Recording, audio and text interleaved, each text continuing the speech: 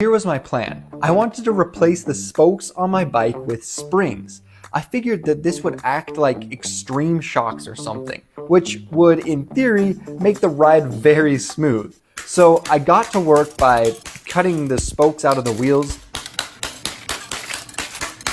and modifying the hubs so that they could connect to the springs in such a way that if one of the springs were to break, it wouldn't shoot out at 1 billion miles per hour and hit me.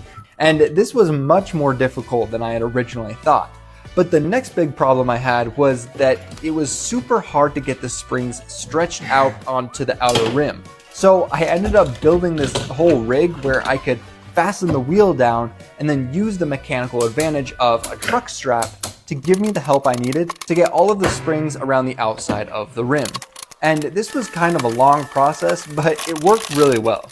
Anyway, after that, I was able to add on the tire, which popped immediately after I put it on. So I had to replace it and put on a new one, which also immediately popped after I put it on. So I replaced it with a new one, and this one actually worked.